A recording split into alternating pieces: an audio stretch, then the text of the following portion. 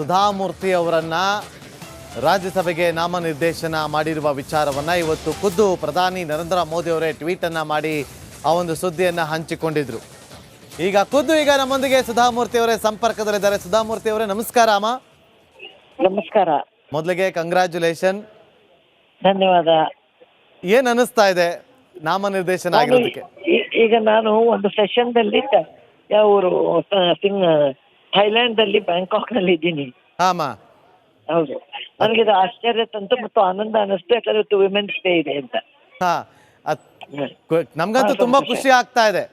ನಿಮ್ಮಂತವರು ರಾಜಕೀಯ ಪ್ರವೇಶ ಮಾಡಿ ಇನ್ನಷ್ಟು ಸೇವೆಗಳು ವಿಸ್ತೀರ್ಣ ಆಗ್ಬೇಕು, ಎಲ್ಲಾ ಕ್ಷೇತ್ರದಲ್ಲೂ ಕೂಡ ನಿಮ್ಮ ಸೇವೆ ವಿಸ್ತೀರ್ಣ ಆಗ್ಬೇಕು ಅನ್ನೋದು. ನಿಮ್ಗೆ ಯಾವಾಗ ಗೊತ್ತಾಯ್ತು ವಿಚಾರ ಅಮ್ಮ? ಇವತ್ತೇ ಗೊತ್ತಾಯ್ತು, ಟ್ವೀಟ್ ನೋಡಿದ್ಮೇಲೆ ಗೊತ್ತಾಯ್ತು. ಮುಂಚೆ ನಿಮ್ಗೆ ಇದ್ರ ಬಗ್ಗೆ ಏನು ಐಡಿಯಾ ಇರ್ಲಿಲ್ಲ? ಏನಾದ್ರು ಇಂಟಿಮೇಷನ್ ಸಿಕ್ಕಿತ್ತಾ ಅಮ್ಮ?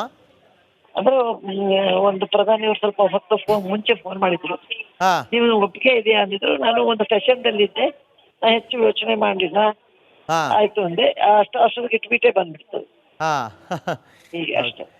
ಈಗ ನೋಡಿ, ಶಿಕ್ಷಣ ಕ್ಷೇತ್ರದಲ್ಲಿ ನಿಮ್ಮ ಸೇವೆ, ಧಾರ್ಮಿಕ ಸೇವೆ, ಸಾಕಷ್ಟು ಸೇವೆಗಳನ್ನ ಮಾಡಿದ್ರಿ.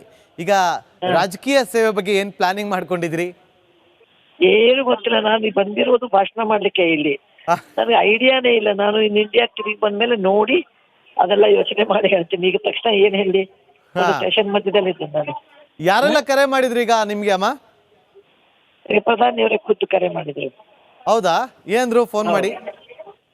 ಏನಿಲ್ಲ, ಈ ತರ ಯೋಚನೆ ಮಾಡ್ತಾ ಇದ್ವಿ, ನಿಮ್ಮ ಅಭಿಪ್ರಾಯ ನೀವು ತಗೋತೀರಾ ಸಿಕ್ಕ್ರಿ ಅಂತ ತಗೋತೀನಿ ಅಷ್ಟೇ. ಬಹಳ ದಿನಗಳಿಂದ ಒಂದು ಡಿಮ್ಯಾಂಡ್ ಇತ್ತು, ಸುಧಾಮೂರ್ತಿ ಅಮ್ಮ ಅವರು ರಾಜಕೀಯಕ್ಕೆ ಬರಬೇಕು, ಅವರ ಸೇವೆ ಅವಶ್ಯಕತೆ ಇದೆ ಅಂತೇಳಿ. ಈಗ ಬಂದಿದೆ. ಹೇಳಿ ಹೇಳಿ. ನಾನು ರೋಡ್ ಮೇಲೆ ಇದ್ದೀನಿ ಸ್ವಾಮಿ.